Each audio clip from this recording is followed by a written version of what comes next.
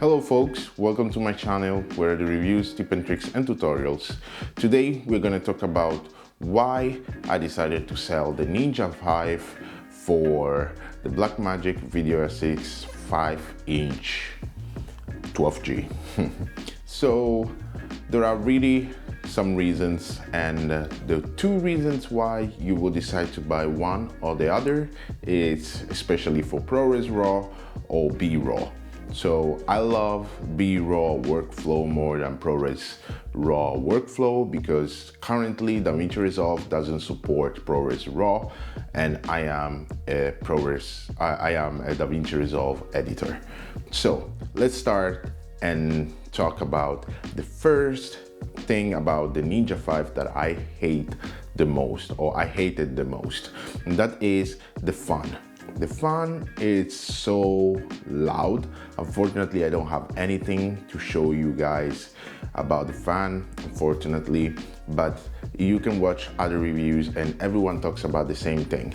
The fan on the Ninja V, it's so loud that if you have a microphone near it, you're going for sure to capture it. While the Blackmagic Video Assist has fan too, but the fans are not intrusive at all.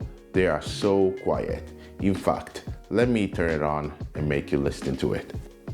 Okay, now it's on.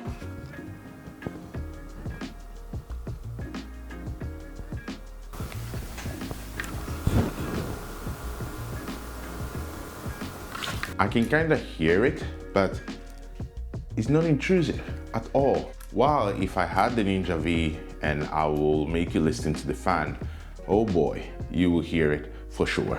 Okay, let's go to the second point. The way you record inside the Blackmagic Video Assist and the Ninja V. The Ninja V, you have this SSDs like different. I'll just post an image here so you can understand which one. While with the Blackmagic Video Assist, you can basically hook up with the classic SSDs T5 that you have around, and they are so small, they are not intrusive at all, and you can just hook them straight into your basically USB-C. While yes, the Ninja V, I have to say that it has maybe a better system because you can hook up straight into the back, so it's kinda inside better. While in the Blackmagic Video Assist, you need to have kind of a rig, as I have in this moment, where you can just hook it up. And I prefer, I have to say, this system more than the other, just because for me at least, this way feels better, where I can have two batteries if I don't want to have the power, and I can even hop swap the batteries here. While on the Ninja V, it's difficult because you can't hot swap them, or you have the DC power in, or if your battery dies, if you use the battery, you're gonna be in trouble, because in that case you will have to stop recording, put in the battery, and then start recording again, which means stopping your production for this, and sometimes it can be time consuming. While in this case you can just basically just hot swap them and you just keep rolling. But of course in both cases you can just run inside a DC power, which most of the, of course, professional shootings you have to do, or you do through V-mount or DC power. So maybe it's not a big problem, but for me it's a factor that I needed to, of course, to think about when I was switching. Another reason is basically that this Blackmagic Video Assist can use SDs and SSDs, while the Ninja V uses only SSDs. And that's for me a little bit of a bummer, because if I have maybe a problem with the SSD, at least I can have an SD inside to cover that kind of problems.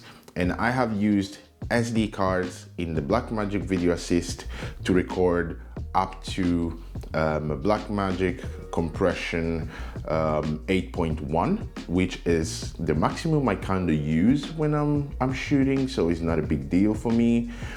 And it worked perfectly with the V60. And if you have a V90, you can probably bump it to 5.1, but I will show it more in another video. So these are kind of few of the reasons too. The third reason is that you can have SDI internally built into the monitor. So here, of course, you have mini SDIs, so you need an adapter to adapt them to the standard SDIs. While with the Ninja V, you have to buy an optional device that you will attach on the back, and that's, I think, 200 euros more expensive. And then you can have SDIs plus the battery. And yeah, for me, that's just a lot of money. While in this case, I just have it here. I spend, I think, 20 euros and I can get an SDI adapter. And yeah, I just go with the flow.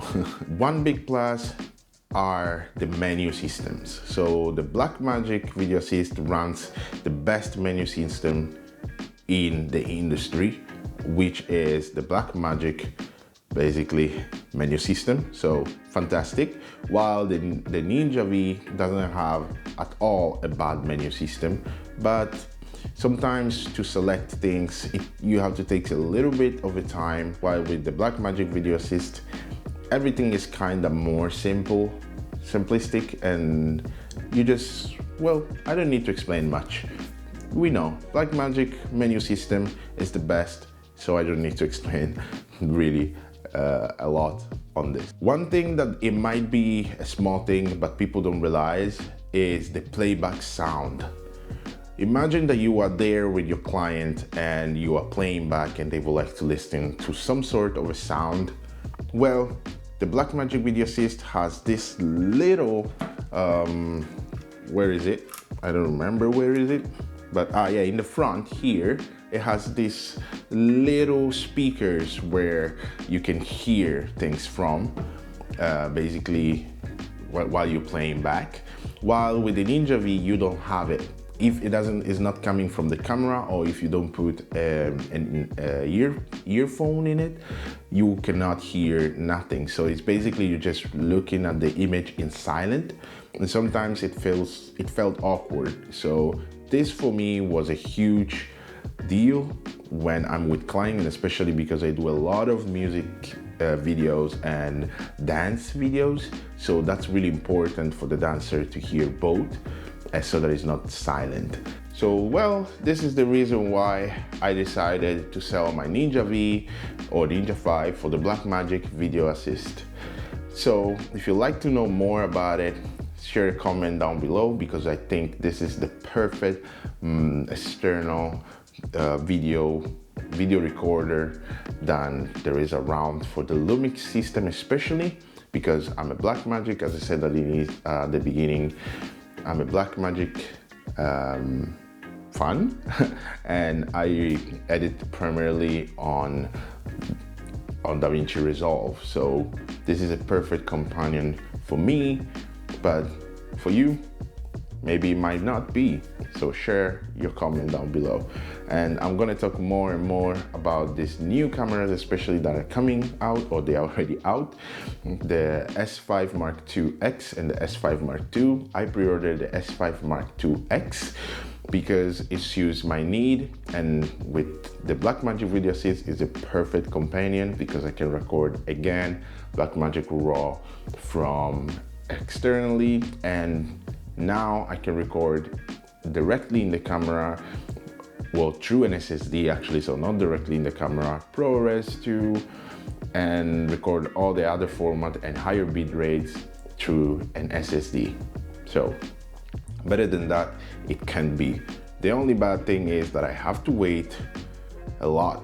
I have to wait until June until I receive it. So, well, we will have to wait until June, but consider subscribing because there are more content about the Lumix system, the Blackmagic Video Assist, and about all the other arguments about cameras that are gonna be around.